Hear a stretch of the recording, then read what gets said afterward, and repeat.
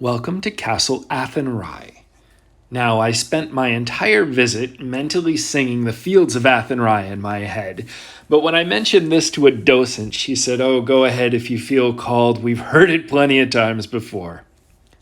So this doorway is a more recent addition. By more recent, I mean late medieval. Originally, the basement was accessed only from a trapdoor from the Great Hall above, and it had a wooden ceiling. The vaulting is new, as they eventually adapted it for the storage of gunpowder to make sure that a mishap wouldn't blow up the entire place.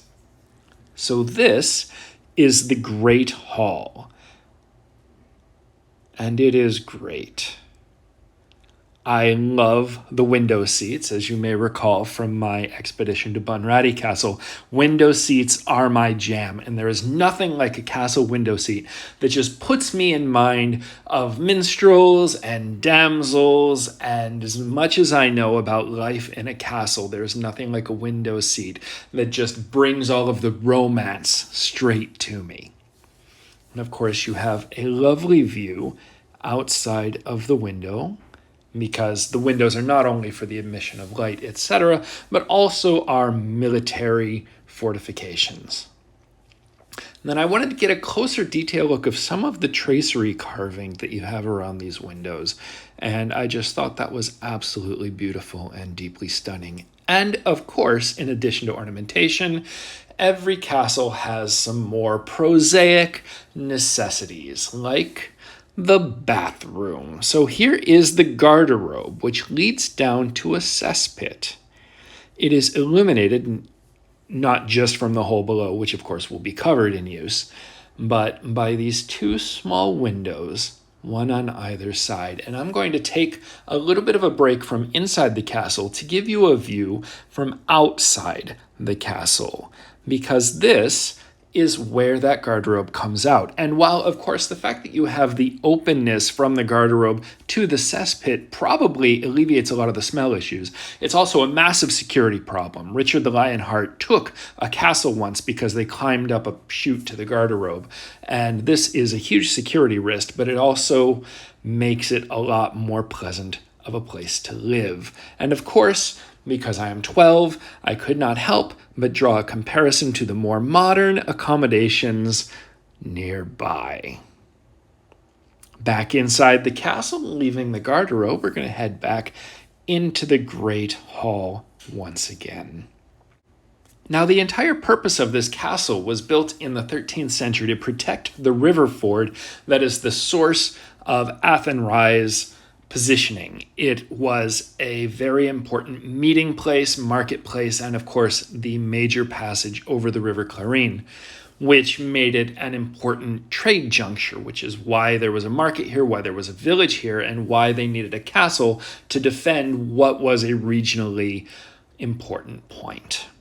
Now, this little staircase in the wall is very narrow. It's maybe 1.5 feet, 2 feet wide, and obviously they won't let us go up there. But I thought it was an important thing to be able to show and examine, because the rest of this floor is honestly kind of boring. They have remodeled this floor to be a conference center. This is a multimedia center of some sort. They have seats and a screen, and it is probably, honestly, the best source of financing for the castle, so I don't feel I can begrudge it. But now we're into the attic. Now, this entire thing is a recent reproduction. The roof was fairly recently, I don't recall the dates, but I believe it was in the last 20 years, has been recently redone to make the building a not quite habitable, but touristable space rather than just a simple ruin. And of course, being the attic of a castle, I could not resist checking out the view. And of course, flanking the window on either side are some arrow slits. Now you'll notice it has been modified or possibly just damaged to be more of a cross shape than a simple slit shape. And I'm not sure if that was deliberate to encourage and allow crossbow use or rifle use, or if it's just the ravages of time. But here we are, back in the yard, and here is the foundation of an original tower, which has sadly been lost. But this is a former banqueting hall, or at least the one surviving external wall of it. You can see the layout of the original banqueting hall. This, again, was a later medieval addition to the yard.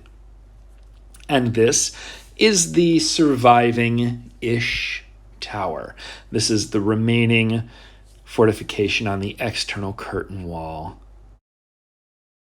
I love the fact that you can see, if you look very closely, you can see a ridgeline where the beams to set the second floor would have rested. And of course, the arrow slits give you control over the ford, which is, again, the entire point of the castle. And of course, you could also put archers on the roof of the tower. You have archers lining the curtain wall itself. But the entire point of this structure is to protect, defend, and hold that strategically and mercantilely important ford. Looking back at the main castle, I love this view, and I had a great time exploring it. Thank you very much for joining me, and thank you so much for your support.